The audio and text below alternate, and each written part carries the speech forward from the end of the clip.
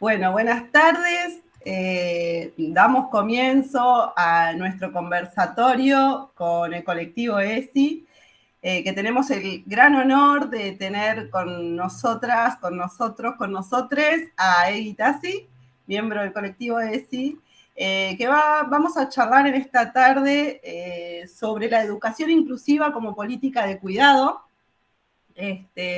Teníamos previsto que venga Juli también, segunda miembro del colectivo, pero tuvo un inconveniente de último momento, así que está disculpada, pero con Egui al mando, vamos por buen rumbo. Está también con nosotros Joana Izaguirre, docente de la casa, que entre las dos, bueno, vamos a estar exprimiendo todo el conocimiento que tenga ahí para brindar con nosotras. Así que bueno, bienvenidas, bienvenides. Joa, si querés decir algo. No, gracias por la presentación y bueno, ansiosa por escucharte y un gusto conocerte y gracias también por prenderte en este conversatorio. No, gracias a ustedes otra vez por convocarnos. La verdad que súper felices. Sobre todo en este momento en el que estamos también, creo, o por lo menos yo, más esperanzados con el desarrollo, ¿no? También que en el que se ha dado toda la situación de ASPO, de cuarentena, nada. La verdad que contento también de poder compartir y de poder pensar, sobre todo en este momento, bueno, a qué es lo que hace a la inclusión, porque siempre terminamos asociando, ¿no? Inclusión a personas con discapacidad en la escuela. Y bueno, el poder como reflexionar en torno a la inclusión como un proceso mucho más grande, que si bien excede a las escuelas, es como la primera institución que le toca hacerse cargo, y bueno, cómo poder hacerla más viable y más llevadera también para todos, porque muchas veces yo creo que consideramos, ¿no? Bueno, que haya un estudiante con proyecto de inclusión en un aula, termina ahí. Y la realidad es que la inclusión como una política que yo considero que es una política de cuidado porque viene a reparar, porque viene a equiparar oportunidades, derechos y sobre todo dignidad humana a quienes ha sido negada históricamente, es una política de cuidado, no solo en los términos correctos o filosóficos, sino también hasta emocional muchas veces. Así que bueno, feliz de estar acá con ustedes. Gracias. Y también esta cuestión que hay que en cuanto a la contraposición de personas con discapacidad y diversidad sexual, cuando pareciera como que uno anulase lo otro o como si uno fuese más digno de una inclusión que otro. Y eso también creo que es algo que debemos combatir desde la escuela, desde la formación docente. La inclusión tiene que ser íntegra, porque además, ¿por qué pensamos también o proyectamos la heteronormatividad en las personas con discapacidad? Como si no pudiese ser una persona con discapacidad y no ser heterosexual. Sí, o incluso muchas veces en los que, bueno, genera menos problemáticas porque se la asume asexual por determinada, ¿no? Entre comillas, naturaleza patológica, cosa que tampoco es así. Pero bueno, nosotros siempre desde Colectiva hacemos esta referencia, ¿no? A una mirada no solo sobre la educación, sino sobre todo ámbito, que es el de los feminismos interseccionales, ¿no? Esto de poder comenzar a observar las distintas categorías que operan sobre cada identidad y cada cuerpo, porque, bueno, cuando hablamos de inclusión, armamos, ¿no? En esta pequeña quintita que es el de las personas con discapacidad, y otro día el de las diversidades sexogenéricas, y otro día el de la población trans, y otro día el de pueblos originarios. Y la realidad es que pensando, ¿no? En la escuela como un espacio público, un espacio que debe promover un derecho, que es el derecho de una educación pública, gratuita y de calidad, la realidad es que ese derecho tiene que ser para todos, más allá de cualquier tipo de etiqueta. Entonces, bueno, ¿qué es lo que hace a la inclusión, no solo política de cuidado, sino también una herramienta fundamental para la transformación social? Bueno, dejar, tal vez, o comenzar a ser menos no quiero decir malintencionadas, pero más realistas de la realidad que tenemos en las escuelas, que sabemos que la diversidad es algo, sobre todo en las escuelas públicas, mucho más palpable, mucho más tangible, visible, sobre todo con determinados cuerpos, ¿no? en nuestras aulas. Pero bueno, que también esas mismas categorías, desde la mirada, ¿no? de la interseccionalidad, es decir, hombre, mujer, cis, trans, hetero, religioso, ¿no? ateo, operan en todos los cuerpos y en todas las identidades, digamos. En mí serán varón, latinoamericano, no binario, trans, pero para Jessie van a ser mujer con urbana, no sé, edad adulta, digamos. De alguna forma u otra, todo el tiempo hay distintas categorías que operan y que esas categorías siempre que operan, por lo general, son para la exclusión. Solo que, bueno, creo que la gran falacia que ha tenido la escuela hasta hace pocos años era la de considerar esto que vos decías, Joa, de que algunas son más inclusivas, vamos a decir, o más fáciles o más viables de incluir y más políticamente correctas, digamos, porque como todos somos re buenas personas, nadie quiere ser la mala persona que excluye a un pobrecito angelito especial, porque también esas categorías se operan con condescendencia y eso también es discriminación de otra forma, pero discriminación al fin. Entonces, bueno, hoy lo que queríamos plantear es de que esta inclusión, más allá de los términos simbólicos, ¿no? del discurso, que es sumamente fuerte, porque ahí nos podemos comenzar a... Siempre me viene ese recuerdo de que el lenguaje inclusivo no es inclusivo, lo es el braille o la lengua de señas. Perdí, Sí, usted. Sí. Ahí está. ¿Se cortó para ustedes o solamente para mí se cortó? Ok. Para vos, sí. De que el lenguaje inclusivo es inclusivo obviamente a las personas no binarias o de determinados colectivos trans, digamos, que también pueden tener discapacidad. Lo mismo que la lengua de señas es inclusiva para mujeres trans o no binarias sordas. O sea, por eso siempre me parece que cuando hablamos tanto de inclusión como hablamos de educación o hablamos de derecho, siempre lo hacemos sobre una realidad que está totalmente fragmentada o parcelada y que no es inocente, es cómoda, ¿no? Es cómoda, es políticamente correcta. Entonces, bueno, cuando pensamos, ¿no? Y sí, acá tal vez nos vamos a reposicionar más desde la diversidad funcional, es bueno, que en pleno paradigma de la inclusión, seguir pensando en que hay educaciones y que incluso dentro de las escuelas especiales son segregadoras a la diversidad, a determinadas formas de diversidad. Y en este caso hablamos de la diversidad funcional. Sí, pensemos que en realidad el formato institucional que nosotros tenemos, venimos arrastrando un formato, un sistema educativo creado en la modernidad con un determinado fin y que esa matriz escolar es muy difícil de romper y desde siempre fue exclusiva para cierto grupo de la población, ¿no?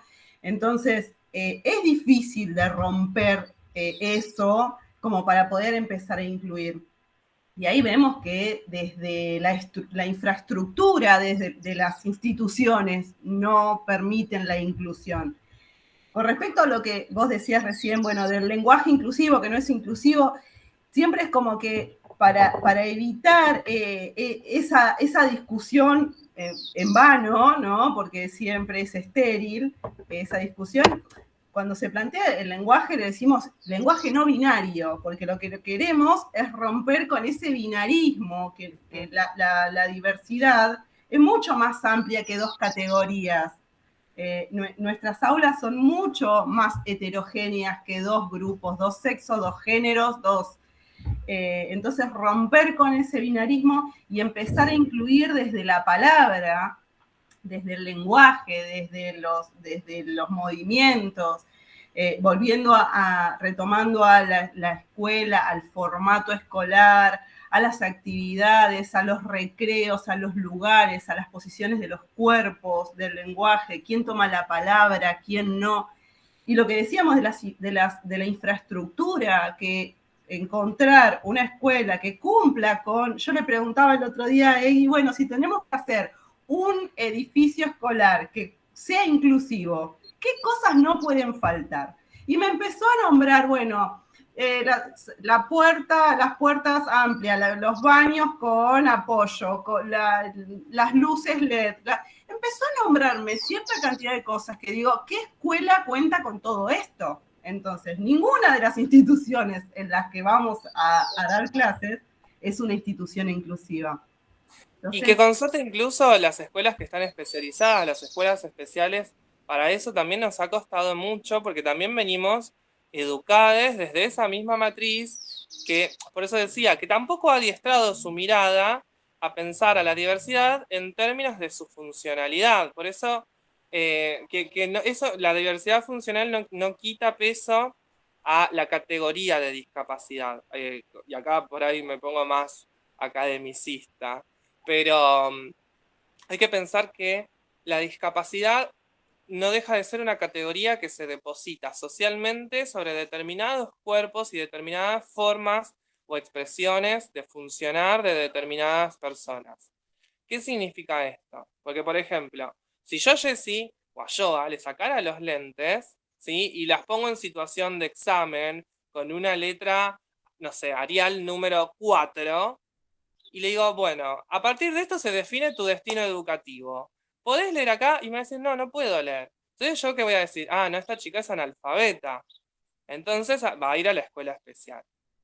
Ahora, si yo le otorgo el apoyo que le dan los anteojos, esa situación, ¿sí? Porque hay un déficit, ¿sí? Sobre su nervio óptico, sobre determinado, porque hay una cuestión patológica o funcional del cuerpo.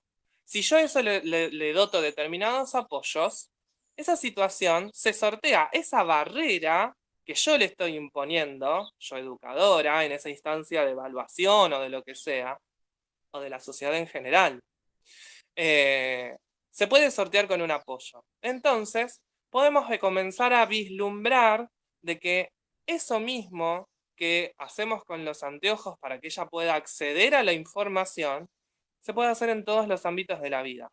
Y esto implica que la discapacidad, como una situación de discriminación, de segregación, porque si no creyéramos esto, bueno, no existirían las escuelas especiales, no existiría toda una modalidad destinada de la educación a esto, y si fuese por eso, recordando que aproximadamente una de cada 10, mejor dicho, entre 1 y 4 mujeres de 10 llega a tener algún tipo de discapacidad, digamos. O sea, pensemos, ¿no?, en el techo de cristal que tienen las mujeres, a eso agreguémosle todas las barreras que se encuentran las mujeres con diversidad funcional. Ni hablemos de la comunidad LGBT o de identidades trans y no binarias. Claro, imaginemos mujer, negra, trans, Sí. y ciega. Y ciega, totalmente. Y que existen, porque no es que es como, Obvio, bueno, dale, vos obvio, estás eligiendo, obvio. digamos, como existe la mujer de clase media, urbana, blanca, rubia, bueno, también existe esta otra categoría y esta otra y esta otra. Entonces, por eso cuando nosotros hablábamos, bueno, en qué vemos y cuando vemos a la diversidad, no podemos pensar de que en un 15% son mujeres y el 20% son personas con discapacidad. No, porque género y discapacidad atraviesan, porque raza y género atraviesan, adultocentrismo atraviesa también. Entonces, bueno, cuando comenzamos a mirar para pensar en cuál es la mejor oferta educativa que se puede hacer desde esta institución, desde este aula, no podemos dejar de ver cómo operan distintas categorías.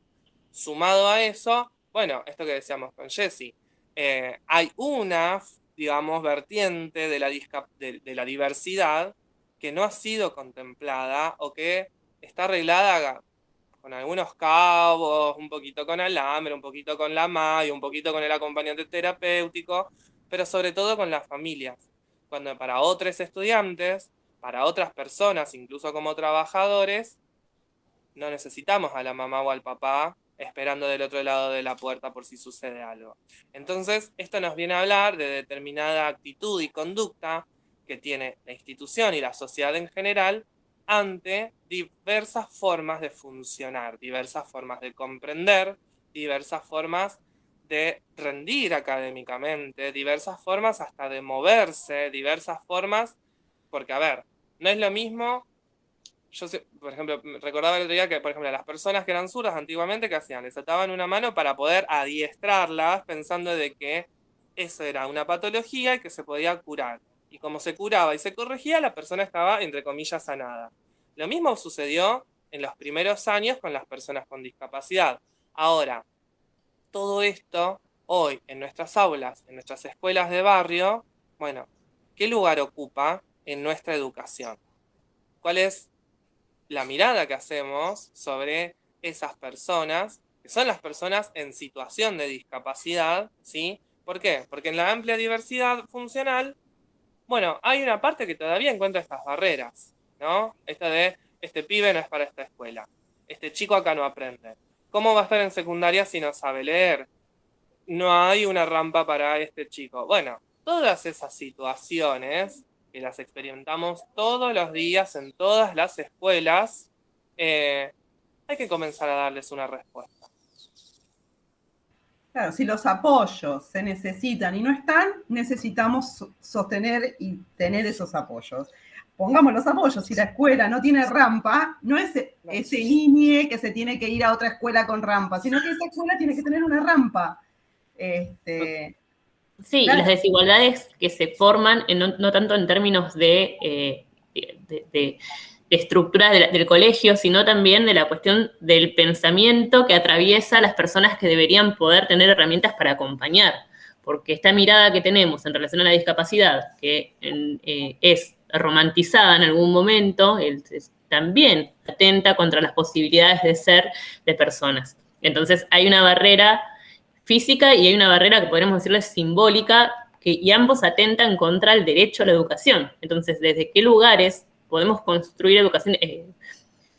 Docencias inclusivas, diría, ¿no? Docencias inclusivas y que se hagan, y que puedan hacerse cargo también, porque ahora tenemos recientemente esta cuestión de que se habilitaron por actos públicos los equipos de orientación escolar, y no pensar que todo se arregla delegando o contando con un equipo de orientación escolar, sino que es un trabajo que tiene que ser pensado y actuado de forma coherente desde cada una y cada una de las personas que están formando una institución. No es tarea de la psicopedagoga, no es tarea exclusiva. El trabajo en equipo interdisciplinario es fundamental, pero también qué hacemos cada uno, cada una con esta situación que nos interpela de la forma en la que sea y que nos requiere también, porque nos va a requerir ¿para qué? ¿Para poner barreras o nos va a requerir como para contribuir al derecho a la educación? Es que totalmente, porque el simple hecho de no, o sea, pues también hay una realidad, no todos hemos sido formados para poder reconocer o para poder atender o para poder trabajar justo con porque hay una realidad, quienes hemos sido formados como docentes no hemos sido formados para una escuela inclusiva, con una población diversa, heterogénea, que además celebra y tiene orgullo de su diversidad. No, incluso las que somos de especial, estudiamos para estudiantes de clase media, con recursos, con determinado poder adquisitivo, porque vos decís, no, sí, porque yo en mi planificación les voy a pedir que traigan una cartulina y sabemos que no las traen porque no pueden. Entonces, todas estudiamos con el famoso estudiante de manual promedio en todos sus aspectos, hasta las que trabajamos en discapacidad. Entonces, a esto quería llegar, porque me voy. La discapacidad como categoría, desde lo que nos plantea el modelo social de la discapacidad, es que personas con determinadas características físicas, funcionales, se encuentran en la interacción con su medio, con sus entornos, con su población, con sus instituciones, con determinadas barreras. Está comprobado de que prácticamente el 80% de esas barreras son actitudinales. No es la falta de una rampa, no es la falta de un texto en braille o una intérprete de lengua de señas. Es la actitud de las personas que están en ese medio. Entonces, ¿a qué nos lleva a pensar esto? Bueno, evidentemente seguimos heredando visiones sobre la discapacidad como el pobrecito, la pobrecita, el angelito, angelita, que pasan de ser personas totalmente despojadas del orden de lo sexual, del deseo, hasta del placer, para después pasar a ser personas patologizadas, medicalizadas, institucionalizadas, ineducables, porque, claro, todos en el jardín están chochas con un niño, porque hay una realidad, también hay patologías que han sido mejor vendidas, si no, busquen síndrome de Down en Google y van a ver todas las publicidades que se han hecho con personas, no por atacar, pero a ver, no tenés una persona que tiene una jiba y una silla de ruedas y una bolsa al costado. ¿Ok? Así juega también el patriarcado capitalista, ¿no? Te vende cosas muy lindas. Pero a lo que voy es, estas distintas actitudes y esta mirada que hay sobre las personas con discapacidad, en las que pasan primero a ser objeto de beneficencia y después a objeto en la que, sí, objetos, si es que con suerte también a veces se las puede las objetivan, personas de las cuales nadie se puede hacer cargo, ¿no? Entonces, en el medio se perdieron años de escolarización, años de socialización, años de oportunidades del ejercicio real de derechos, que nadie supo qué hacer, que nadie tuvo la información, pero que tampoco muy pocas personas se pusieron a buscar qué es lo que tenían que hacer o qué es lo que podían hacer o armar, porque esto que decía, el tema de la corresponsabilidad. ¿A quién le corresponde la educación, por ejemplo, de un estudiante con discapacidad en una escuela? Y es un acto primero de corresponsabilidad, ¿sí? Porque como cualquier estudiante matriculado en una escuela, ese estudiante pertenece a esa institución. Y es esa primera institución la que tiene que dar determinadas respuestas. Si ante la imposibilidad de hacerlo, luego de haberlo intentado, porque esto es algo que me gusta advertir, porque pensamos, patología, modalidad especial. No. Porque la persona puede tener, por ejemplo, un certificado de discapacidad que diga autismo y que después cuando lo veamos funcionando es una persona que solo por ahí habla en neutro. Necesita una maestra de apoyo a la inclusión, necesita esa marca de la modalidad con todo el peso a veces que conlleva, porque también la modalidad tiene su peso. Y lo sabemos quienes trabajamos ahí. Entonces, esto que decía, la primera respuesta tiene que ser la institucional. Y como estudiante perteneciente a un grupo, es otro estudiante de ese grupo. Esto que decíamos del tema de los apoyos. Hay un montón de cosas que ya nos han sido heredadas, que nos han sido dadas, que requieren ajustes y que requieren apoyo. Tengo una escalera, bueno, cooperadora, acá armamos una rampa, unas maderas, listo, lo hacemos. Le pedimos al taller, a la técnica de tal lado, se hace. El banco lo bajamos. Se hacen ajustes porque hay un montón de cosas que ya han sido heredadas. Ahora bien, hay un montón de cosas que se hacen desde cero. La propuesta anual educativa se hace desde cero. El proyecto se hace desde cero. Entonces, acá es donde abrimos esa posibilidad a que esa persona, no solo en lo verbal y en lo discursivo, sino en términos de lo didáctico-pedagógico, ya esté incluida y esa diversidad haya sido observada. Que es una tarea bastante difícil también. Sí, ahora pensemos, me pongo en el lugar de una docente que recién está saliendo del profesorado y llego a mi aula y me encuentro con una situación que tengo 30 estudiantes y 2 de ellos son discapacitados. Ahora, digo... Son personas con discapacidad. Personas con discapacidad, perdón. Ese era otro punto que tenía anotado para Sí. Son 2 personas con discapacidad. Bueno, ¿cómo hago yo? A mí el profesorado no me preparó para esto, no me enseñó qué tengo que hacer en esta situación. Voy yo, maestra integradora, y te digo, a mí tampoco, a mí me enseñaron para trabajar en una 500. ¿Qué hacemos? Pero vos estás más preparada. Yo, la verdad que los libros, en ningún libro de los que leí sobre pedagogía, didáctica, en ningún libro había una persona con discapacidad. Está bien, y yo te voy a decir, pero con vos está todos los días, yo no lo conozco. Ahí está el tema, es re fácil, es súper fácil desligarse de la situación con el tema del yo no sé o yo no lo conozco.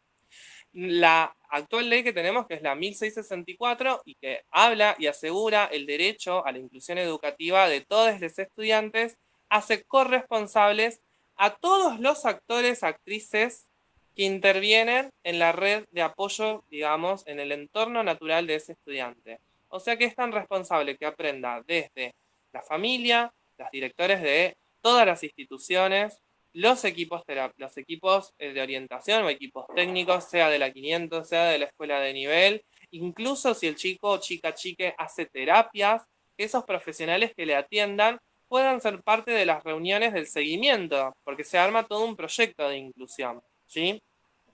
Ahora bien, vos, Jessy, como tenés, no sé, primero de secundaria, te toca dar, no sé, tirame un tema, amiga, acá, porque yo ya secundaria hace rato que no paso. Sistemas materiales. Bien, sistemas materiales. Entonces, yo, que más o menos entiendo de por dónde va el estilo de aprendizaje de ese estudiante, además de ir conociéndolo, eh, comenzamos a planificar juntos, tanto vos como yo. Pues decís, bueno, yo quiero trabajar sistemas materiales. Bueno, como yo estoy trabajando, por ejemplo, con un alumno que tiene ceguera, no voy solamente a habilitar una fotocopia. ¿Qué vamos a hacer? Como es una persona que gran parte de su información la recibe por el tacto y el oído, lo que vamos a hacer es oralizar la lectura de esa fotocopia, o vos con anticipación, porque sabés que ese texto es fundamental, me lo vas a dar a mí, que soy la maestra de apoyo a la inclusión, que lo voy a pasar a braille, y además vamos a hacer la experimentación que está en las ilustraciones de ese texto. En vez de mostrar una fotocopia, que tratemos de que esté toda borroneada, porque aparte si justo hay algo de resto visual, pero la fotocopia está re gris y en el salón siempre nos falta una luz o dos tubos de luz, el pibe menos va a ver, pero sí podemos llevar, por ejemplo, 3 tarros, uno con piedras, uno con agua, uno con piedras, hacemos soluciones, tamizamos. ¿Se entiende? Sí, y ahora yo digo, bueno, si nosotres nos preparamos y decimos, bueno, yo tengo estos 30 estudiantes y estos dos estudiantes con discapacidad, y esa planificación no la hacemos para esos dos estudiantes con discapacidad. La podemos trabajar con los 30 restantes y poder trabajar la misma planificación y darle también en braille o ese material oralizado al resto y trabajar con una inclusión Y ahí es realmente. exactamente, porque vos ahí no estás haciendo esa. Porque, a ver, también tiene mucho que ver con las patologías. Hay una realidad de que vos podés estar trabajando el mismo contenido, digamos, como nos ha pasado a todos en la pandemia incluso, con distintos grados de profundidad, porque sabemos que hay estudiantes que no han tenido conectividad, como hay estudiantes que han hecho todo a rajatabla, y sabemos que cuando, por ejemplo, sobre todo lo he visto mucho en matemáticas, que hay pibes que cuando llegan al contenido en tercero o cuarto en multiplicación, algunos están con sumas sucesivas y otros ya están con las tablas, ¿me entendés? Y otros ya están con el algoritmo. Vos, como docente, estás ofreciendo el mismo contenido, que es lo que dice tu planificación, solamente que vas a ofrecer distintas estrategias en algunos momentos. Y de esto es lo que nos viene a hablar, y acá les voy a tirar un tip, hay una parte adelante en todos los diseños curriculares que se llama educación inclusiva, y abajo de ahí hay una que se llama diseño universal para el aprendizaje. El diseño universal para el aprendizaje justamente lo que nos propone es reconocer esta diversidad que es funcional y poder incorporarla a nuestras instancias de enseñanza. ¿Cómo? Tiene 3 pilares fundamentales. Uno es, por ejemplo, bueno, activar distintas redes afectivas en torno al conocimiento. Poder hacer realmente por distintos proyectos, es decir, por una enseñanza de aprendizaje basado en proyectos, de que los estudiantes se puedan motivar realmente, porque ustedes saben que hay a veces que hay que dar temas que a nadie le gusta, no le gusta a la maestra, no le gusta a los pibes, no le gusta a nadie. Pero hay algunas veces que podemos dar esa vuelta de tuerca de comenzar realmente por el interés. Esto, sobre todo, es fundamental, por ejemplo, para estudiantes con determinadas características sobre su personalidad o sobre su comprensión, personas tanto con discapacidad intelectual o determinados rasgos del trastorno del espectro autista, o TGD o Asperger, en donde muchas veces la atención es sumamente selectiva o es muy acotada. Entonces, porque una realmente quiere que el pibe aprenda. Esta es la primera premisa de todo. Queremos que los pibes aprendan. Entonces, bueno, ¿por dónde va el interés? Porque por ahí yo tengo una secuencia sumamente maravillosa, pero no solamente a él, digamos. El resto también, porque son adolescentes en secundaria. No le dan bola lo mismo a todo el tiempo. Entonces, cuando realmente pensamos en esa diversidad que tengo ahí, bueno, que sean ellos quienes nos marquen determinado camino. Y en esto que vos decías, Jessy, del tema de la planificación, cuando nosotros elegimos determinados recursos o incluso estrategias que se ponen en juego, porque es re fácil decir, bueno, leemos de la página 23 a la 25 y hacemos un resumen. Bien. Tengo un estudiante ciego y tengo otro con una discapacidad intelectual que todavía está en proceso de alfabetización y yo le estoy dando un texto que está en imprentas minúsculas y hasta en unos segmentos tiene cursiva. Ese chico no accede. Y uno de sus derechos, además de como estudiante, sino de como persona con discapacidad, es el acceso a la información. Entonces, ese mismo texto, el cual yo estoy pidiendo un resumen, porque no está mal, digamos, porque parte de las prácticas del lenguaje para estudiantes es hacer y tener técnicas de estudio. No está mal. Ahora, ¿cómo lo puedo hacer para estudiantes que no están alfabetizados? Porque también hay una realidad, no todos los pibes que llegan al secundario están alfabetizados. Hay gente que se está sorprendiendo tal vez, pero sabemos qué sucede. Podemos hacer en distintas instancias de lectura que otros lean, ¿sí? Y que ese texto que es leído, la persona, en vez de tomar un apunte escrito, pueda desarrollar o marcas gráficas o dibujos. Y ese va a ser su resumen. Y después, en el momento en el que todos están produciendo su texto de ese resumen, de esa toma de apuntes, por ejemplo, que hicieron, parte de su trabajo, como está en proceso de alfabetización, en unos 15 minutos que yo dedico, poder decir, bueno, ¿y qué es esto? Un tubo de ensayo y escribir. Bueno, tubo de ensayo. Y buscar portadores textuales. O buscar en el texto, ¿y dónde irá tubo? ¿Se entiende? Y yo estoy haciendo que todas las personas tomen un apunte sobre el mismo texto, que cada uno sea respetuoso de la diversidad de otros, con el estilo de aprendizaje que tienen otros, e incluso en la misma etapa o nivel de alfabetización. Y estoy trabajando el mismo contenido. Entonces, a veces uno dice, che, bueno, pero es un montón, yo estoy solo 1 hora. Sí, es verdad, tenemos un montón de esos inconvenientes, no vamos a decir que no. Existir existen, digo, del mismo modo en que, o las maestras de apoyo a la inclusión, por ahí tienen 5 chicos para ver en una sola tarde en la misma escuela. Y están 40 minutos con suerte. Entonces, ahí hay un montón de otras cosas que tienen que ver, obviamente, con la POF, la POFA y esas luchas que tenemos como gremio, que existen, pero otra cosa es realmente de pensar en una propuesta que sea educativa y que sea respetuosa de todos los estilos de aprendizaje y de todas las formas de funcionar de nuestros estudiantes. Estoy hablando un montón, ¿no? No, a mí me encanta. A mí me encanta, a mí me encanta. Sí, y esto que decías de, bueno, poder trabajar el mismo texto, poder trabajar el mismo material hacia la inclusión, porque si no, seguimos excluyendo, porque si le damos a un grupo un material y a ellos dos o a esa persona sola otro material, no estamos incluyendo, estamos separando en 2 grupos, 2 textos, 2 materiales, dos formas diferentes, y no hay realmente una inclusión, que lo que se pretende es eso. Y trabajar eso que decís, bueno, ese respeto a la diversidad, trabajar con el resto del grupo, y se puede hacer tranquilamente.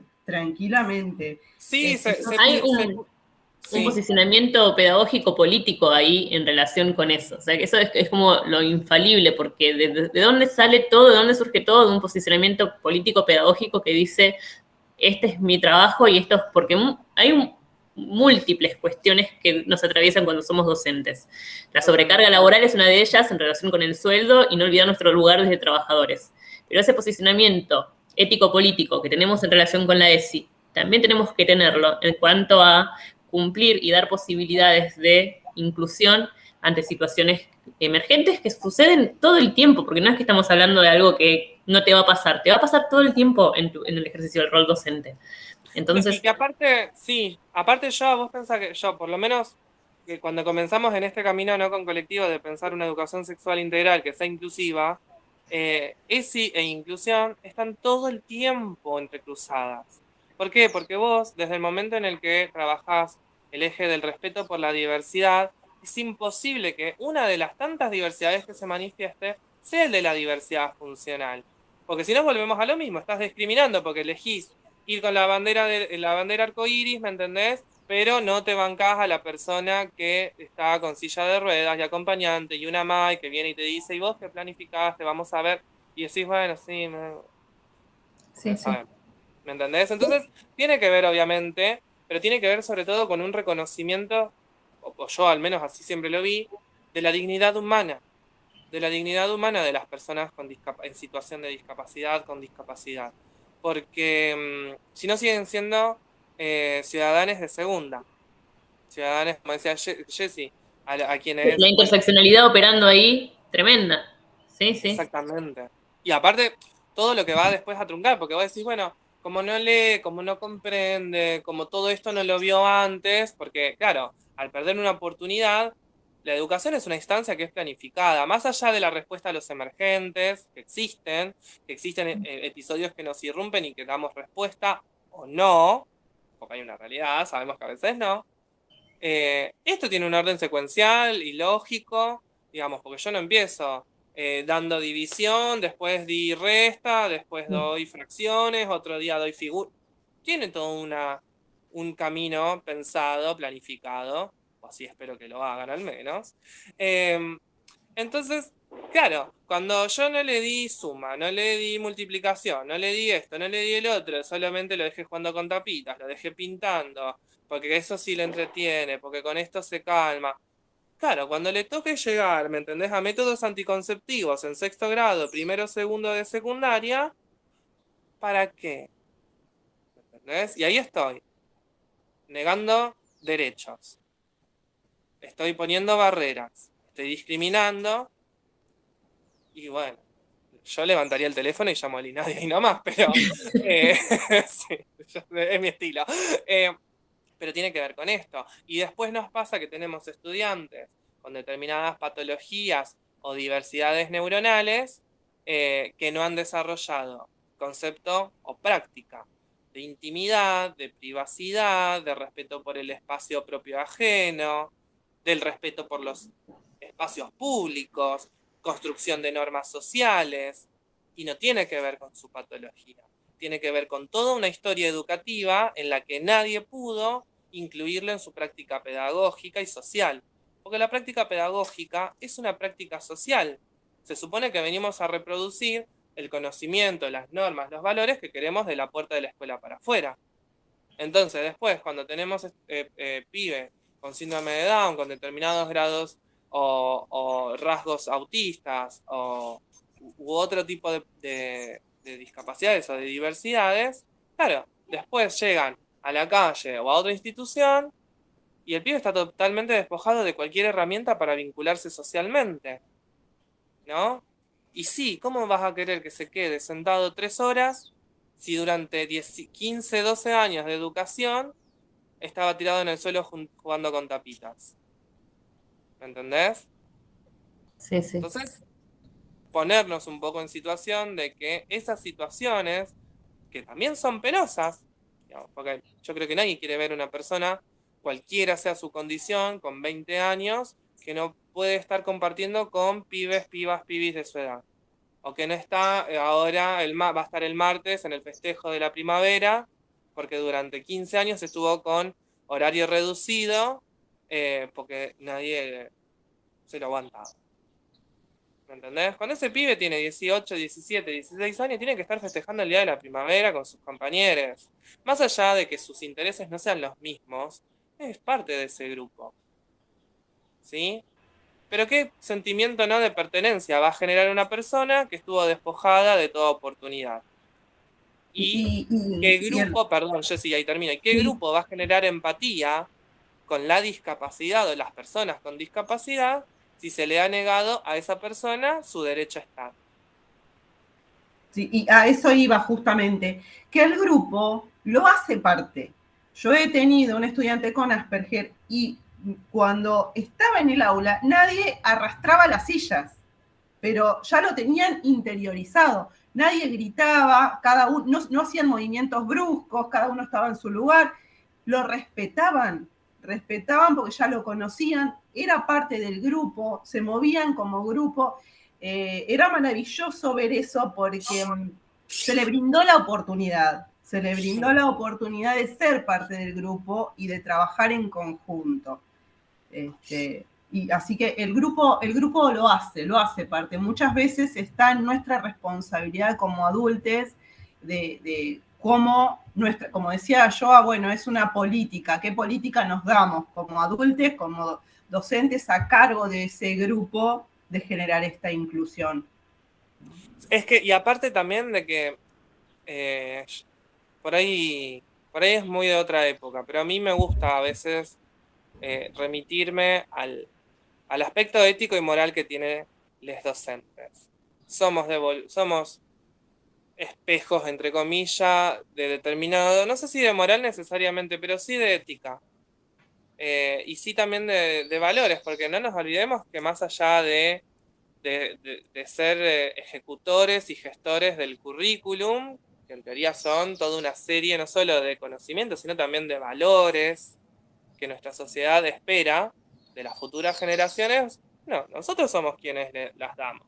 Somos nosotras las que tenemos que transmitir esos valores y los transmitimos desde el texto que elegimos y cómo lo leemos y quién lo lee, hasta cómo repartimos las tareas, si es que no las elige el grupo, dentro de una dinámica de pequeños grupos.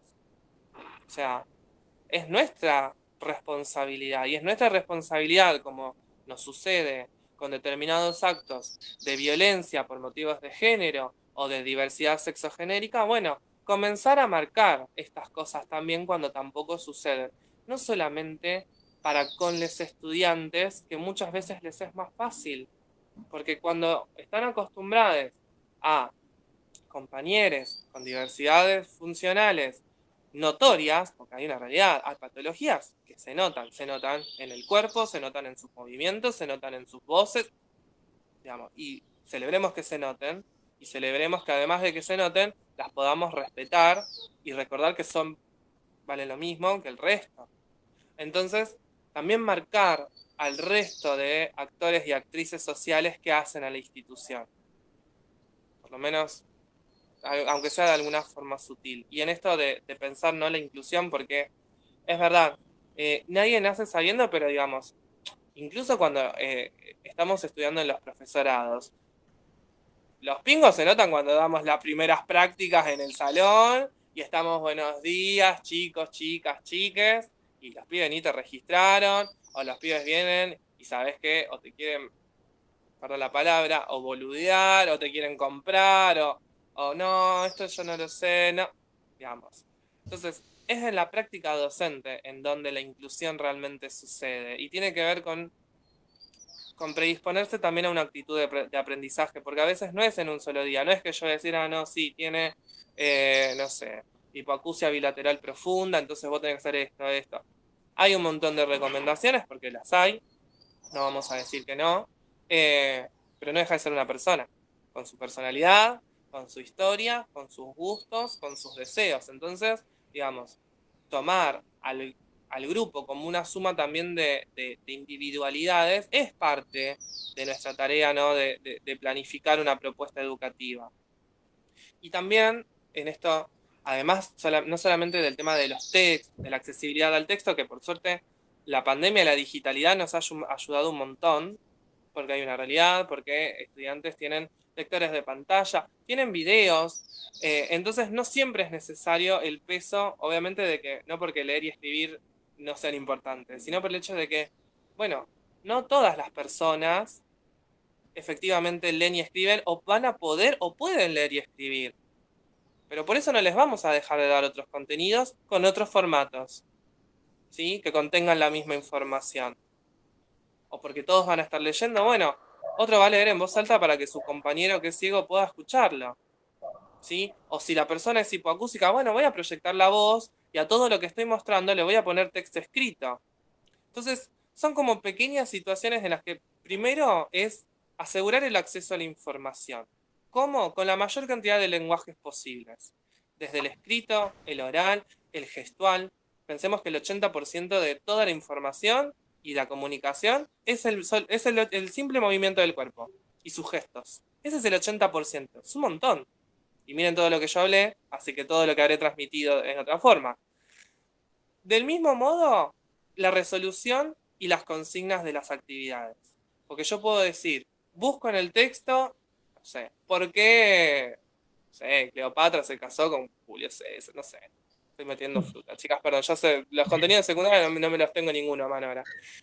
Pero tal vez, en vez de pensar solamente en escribir, tal vez la propuesta pueda ser eh, elegir una forma para exponer por qué en la antigua Roma sucedió tal cosa, ¿no? De la manera en que, siendo más amplia y dando más opciones de resolución, cada persona pueda elegir. Porque vos por ahí decís, bueno, ahora todos van a escribir esto. Y por ahí la persona tiene una parálisis cerebral en la cual no puede mover su mano. ¿Se entiende? Entonces ya desde esa consigna en la que estoy diciendo, bueno, ahora todos van a escribir esto, cuando yo puedo decir, ahora cada uno elige una forma para contarme a mí por qué sucedió este suceso histórico, o por qué pasa este proceso. Y uno tal vez, o sea, obviamente, una después va a apuntar, bueno, fíjate si lo podés escribir, o fíjate si lo podés dibujar, o fíjate si lo podés hacer en una historieta, o fíjate si desde tu computadora lo podés grabar, o desde el celu en una nota de voz. Y hay una persona, por ejemplo, que tiene una importante necesidad de apoyo, por ejemplo, motor o motriz, puede seguir produciendo y dando la misma respuesta, en otro formato, pero la respuesta al fin. Sí, yo creo que la pandemia nos puso a prueba como docentes y pudimos sortear esa prueba porque la verdad que durante la pandemia el plantel docente se puso al hombro la educación y buscó estrategias de 1000 formas, hacer un video, ir a una foto, lo escribís o lo escribís en el Word o lo escribís a mano y me mandás una fotito por WhatsApp, por donde sea, por mail, por el Classroom. La verdad que como docente, digo, estoy orgullosa del plantel docente que hizo 1000 formas y eso nos dio la pauta de que podemos hacerlo y que podemos Y que no hacerlo debemos teniendo, perderlo.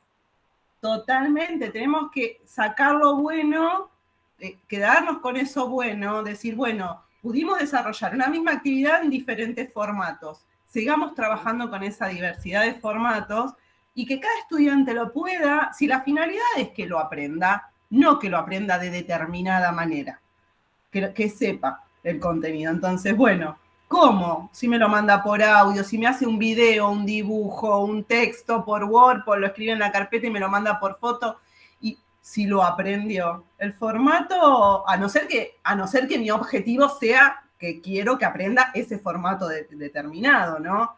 Si quiero que aprenda a usar el Word, bueno, me lo va a tener que mandar por Word. Pero cuando el objetivo es otro, dar esa variedad de oportunidades, de opciones, está muy bueno realmente, está muy bueno. Sí, el diseño universal para el aprendizaje lo que justamente plantea es que uno tiene que dar, primero, múltiples formas de presentación de la información. ¿Para qué? Para asegurar la comprensión y el acceso a la información, como primer punto. No hay forma, y esto también me parece que es muy importante para toda la educación, porque a veces nos quedamos con esa sensación de que no se está haciendo nada. Bueno, para poder trabajar en el acceso a la información, primero yo tengo que ver, obviamente en determinados casos, en otros no tanto, qué le llama la atención a la persona, qué le gusta, ¿sí? Digamos. Y es lo mismo que podemos hacer, digamos, con todo un grupo, digamos. Si yo sé que, por ejemplo, no sé, a este grupo de primaria están todos súper locos con los personajes de Fortnite, bueno, no sé, los pongo a contar y a hacer problemas matemáticos con las armas y la vestimenta de los personajes del Fortnite. Y sabes que los enganchaste. cambia un poco el estilo de la presentación, pero no hace el contenido. Lo mismo va para esto. Primero poder asegurar de que algo de todo esto le atraviesa emocional o sentimentalmente. Después, bueno, de que esta información sea accesible, vuelvo a lo mismo. O sea, que pueda ser visual, auditiva, de movimiento, gestual, digamos, con la mayor cantidad de canales informativos con los que yo pueda contar, ponerlos. Es más información y es más información que sirve para todos, porque incluso podemos estar nosotras tres y del mismo texto nos va a quedar algo distinto porque nos motiva algo distinto. Pero por ahí una tiene más imagen, o mejor dicho, más memoria visual y se va a quedar atada al detalle de la letra que estaba con un subrayado doble, ¿entendés? Y otra se va a fijar, claro, y otra se va a fijar, no sé, en las palabras que riman, porque tiene otro tipo de matriz de pensamiento y le gusta la poesía, no sé. Y por último, la resolución de las consignas. Poder hacerlas mucho más amplias. Obviamente que esto que vos decías, hay momentos que sí, porque yo quiero trabajar con determinado contenido, bueno, no, tal vez no tenga tantas opciones, pero por ejemplo, muchas veces nos pasa, sobre todo en matemáticas y nos pasa en inglés, con estudiantes con proyectos de inclusión, en el que hay una sola y única consigna. Bueno, tratar de ampliar eso, porque muchas veces una única consigna totalmente tajante y estática, no solamente deja por fuera a una persona con determinada patología, deja por fuera más de una, ¿sí? Por el motivo que sea. Si yo les mando a los pibes, pibas, pibis, a leer una novela de acá a la semana que viene, y yo me quedo re tranquila porque la novela está en un sitio de internet, volvemos a lo mismo. Sé si tienen datos, sé si tienen luz, sé si deja más de una persona por fuera. Entonces, bueno, la presentación tal vez tenga que estar en digital, en un PDF, en un Word y impresa. Lo mismo nos va a pasar con los recursos y con las estrategias que pongamos en juego. Yo puedo decir, bueno, ahora yo quiero que todos recorten con la tijera. Y por ahí la motricidad de esa persona no da para la tijera, pero sí para el trozado. Entonces no voy a decir cortar con tijera, voy a decir cortar. Y algunos decir, ustedes pueden hacer con esto. Yo juego ahí. Y voy cambiando esas estrategias en movimiento. Claro, Pero también le voy habilitando a otras personas otras experiencias. claro, quizás es, bueno, probemos con la tijera, Claro. empecemos. Si no llegamos, bueno, probemos de esta otra forma, o sea, O brindarle la... probemos con la tijera y yo te ayudo con la mano. Y a ver, vemos, claro, y de a poco, sí. Y en un momento te dije, bueno, esa es otra pregunta que yo tenía para hacer. Estas personas, son personas discapacitadas, angelitos, especiales, con discapacidad, no sé, Me otros. estás haciendo re mal, Una Jessy. bendición de Dios. Una bendición, claro. Y hace unos Yo años no soy hubiese madre de un sido. hijo con discapacidad y por eso te puedo decir si querés, te puedo ir Y Dale, hace unos años no hubiesen sido sumale. bendiciones. Sí, No. sí. Hablamos de personas con discapacidad. Igual yo siempre me parece que lo mejor es llamarlas por su nombre, ¿no? Exacto. Sí. Como, básicamente. Pero sí, a ver, si nosotros hacemos, si nos remitimos, por ejemplo, que hay una realidad, la modalidad especial ya es un título también que no deja de ser una discriminación, digamos, positiva, porque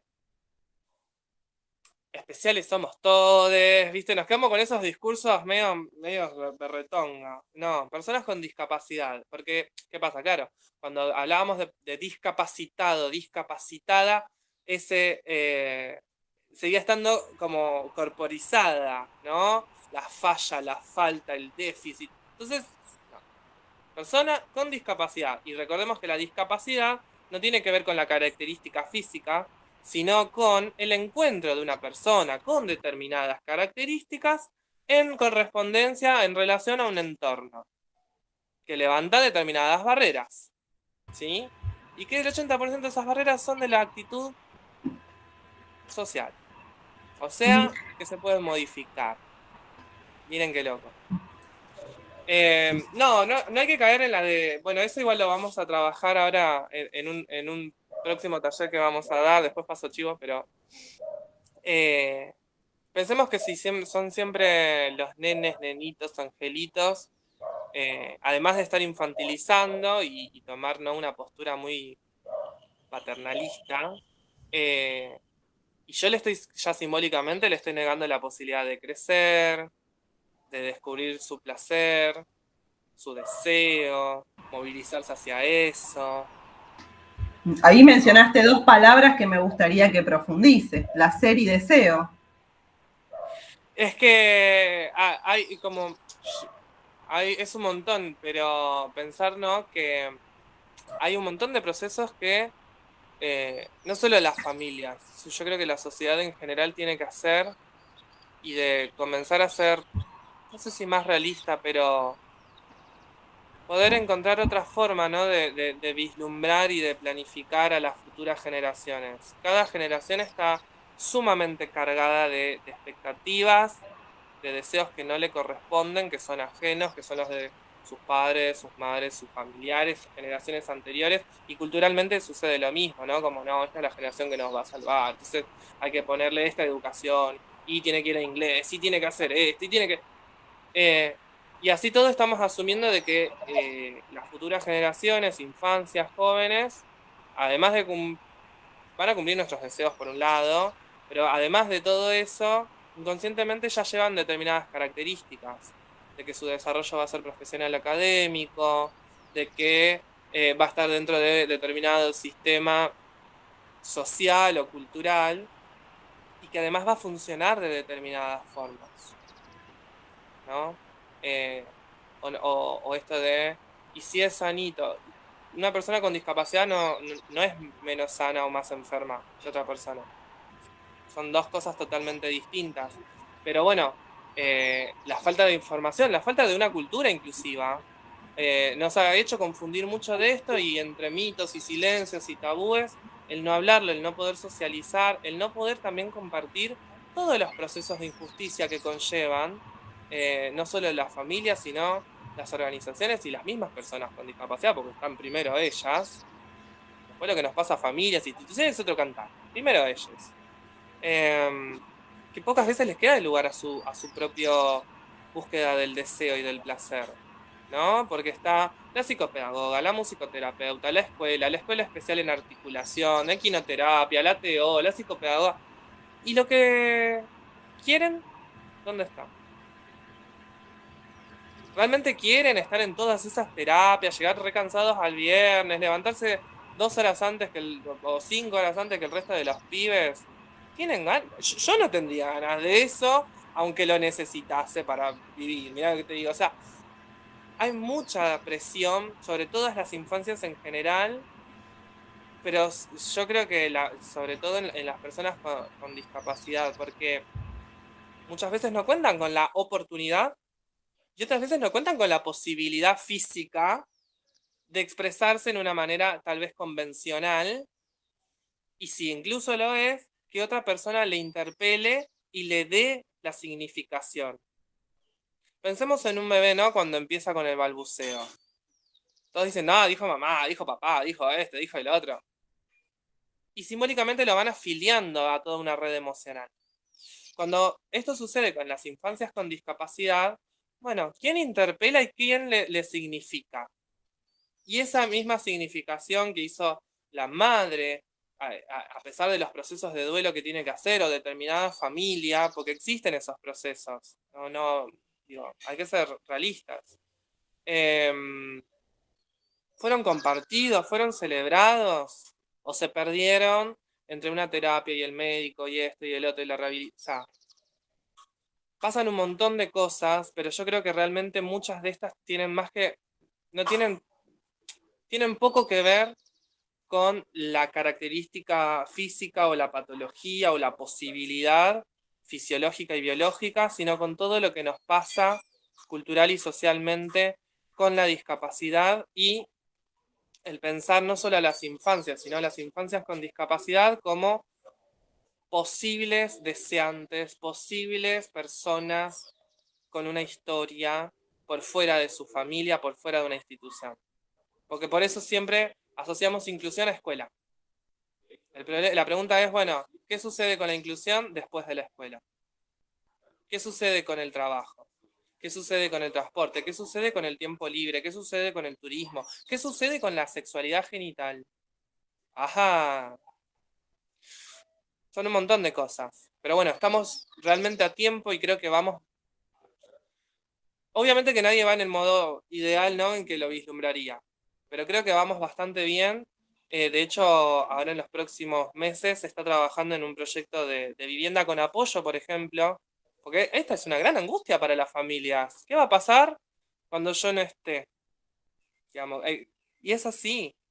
Y no podemos pensar de que nuestros hijos, hijas, hijes con discapacidad van a seguir siendo hijos, hijas, hijes de otra persona. No, van a crecer, van a ser adultos. El tema es que hay que armar esos espacios y hacer esas discusiones para que ese apoyo, que no siempre se lo tiene que dar la familia, porque ningún pibe nace, se desarrolla y muere en una familia. Entonces, ¿por qué ella sí? Sino que se los tiene que dar ¿quién? El Estado, sus derechos, sus instituciones y su sociedad civil, que realmente se haga cargo de la discapacidad como una problemática social y no como parte de una historia individual y particular. Sí, somos sujetos sociales, vivimos en sociedad y somos miembros de esta sociedad, así que y nuestra responsabilidad como docentes es fundamental también ahí.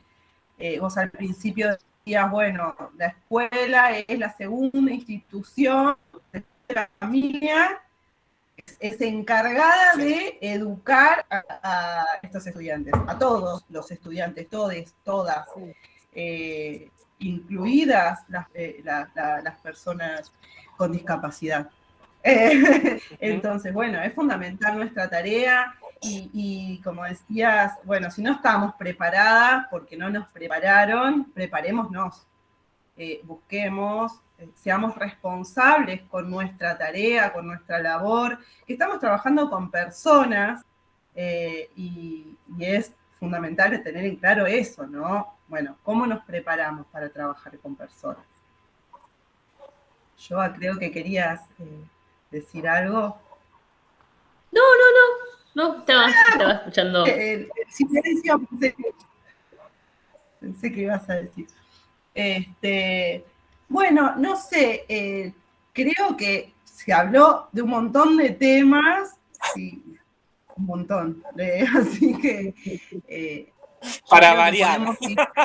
Para variar. Hicimos así, un punteo, y hablando de esto de la conectividad, que de tener en cuenta, si uno no tiene conectividad, quiero informar que Egi en este momento está sin internet. Sin luz, sin internet, desde el celular, nada. Sí. Tiré ahí un pack de datos y hasta ahora... Bancando los trapos. Sí, así que sí, antes que se le corte... Que pasen los chivos antes de que se le corte. Pasan los chivos, exacto, sí. Bien, bueno, me pasa, esto va a pasar ya, estamos en el futuro a lo que yo voy a mencionar. Exactamente.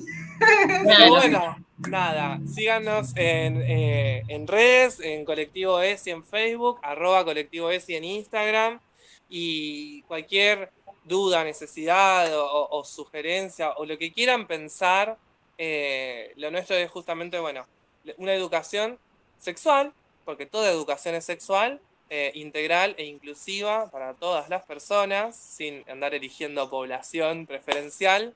Y bueno, nada, colectivoesi@gmail.com, mi nombre es Egitasi. Y bueno, próximamente vamos a tener un par de eventos abiertos y gratuitos con Municipalidad de Florencia Varela, y dentro de unos meses se vienen otras cositas, pero ya pasaremos el chivo de eso. Muchísimas gracias. Muchas gracias, Sei. Saludo también al resto del colectivo, porque este colectivo no solo tiene un conductor, está Sofi, está Juli, así que... Jessy. Saludos a todo ese enorme y hermoso. Sí, Sofita, que es la encargada de hacer esos dibujos hermosos que se comparten, nuestra dibujante estrella. Así que, bueno, muchas gracias. No, gracias a ustedes. Joa también, gracias por